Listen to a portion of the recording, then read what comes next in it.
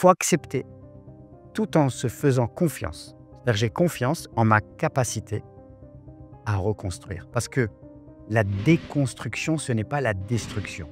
Il n'y a pas de voie plus lumineuse que celle qui consiste à accepter d'affronter ses peurs, d'affronter ce qui nous effraie et de plonger au fond de soi-même. Parfois, je fais des lives ou des vidéos, je dis souvent, si ce que je vous dis, ça ne vous nourrit pas, ça ne vous fait pas grandir, allez écouter ceux qui vous font du bien parce que j'ai de la compassion et je comprends que parfois, je peux dire des choses qui peuvent être extrêmement dérangeantes.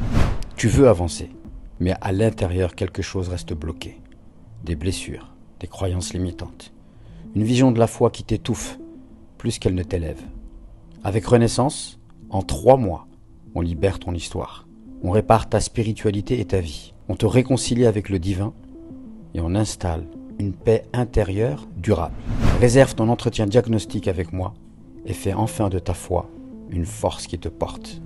Quand on a déconstruit l'islam rigide, l'islam sectaire, rigoriste, idéologique, et qu'on a vraiment fait ce travail de déconstruction, alors il ne faut pas oublier que la déconstruction, elle laisse un vide et elle peut profondément perturber la personne dans son identité.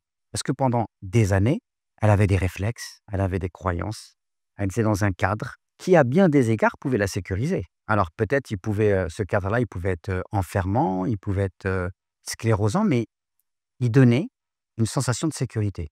J'appartiens au groupe, je suis dans une religion qui me promet le salut, il y a des siècles d'héritage, et là, à un moment donné, je déconstruis tout. C'est extrêmement perturbant. D'ailleurs, c'est pour cette raison que quand il y a des gens qui ne sont pas dans cette vibration de la déconstruction et qui voient des gens qui sont en train de déconstruire, qu'est-ce que ça crée chez eux? Ça crée chez eux une peur, ça crée même une panique, une répulsion.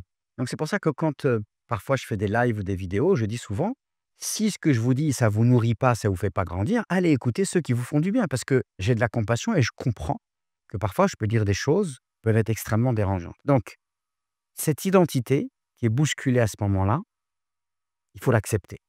C'est la première étape. Il faut accepter que je m'étais construit sur des fondations qu'aujourd'hui j'ai cassées. Donc, c'est déstabilisant. Il faut accepter tout en se faisant confiance. C'est-à-dire j'ai confiance en ma capacité à reconstruire. Parce que la déconstruction, ce n'est pas la destruction. La déconstruction, c'est comme si j'ai, par exemple, une grande villa.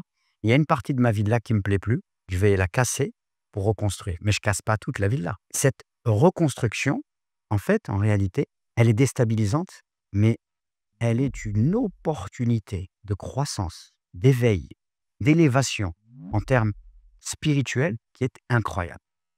Parce que du coup, vous allez vous connecter à votre liberté, à votre créativité. Ça va vous demander de plonger au fond de vous-même pour mieux vous connaître. Et ça, c'est vrai que ça fait peur de plonger dans les tréfonds de son âme. Mais en même temps, il n'y a pas de voie plus lumineuse que celle qui consiste à accepter d'affronter ses peurs, d'affronter ce qui nous effraie et de plonger au fond de soi-même. Même si, quand on va plonger au fond de soi-même, on va y trouver une part d'obscurité. Mais c'est parce qu'on accepte de traverser cette part d'obscurité qu'on va pouvoir atteindre le stade de l'illumination, qu'on va pouvoir voir la lumière. Donc, être bousculé dans son identité, c'est déstabilisant. Mais c'est parce que j'accepte de vivre cet état qui est perturbant et que j'ai confiance en ma capacité à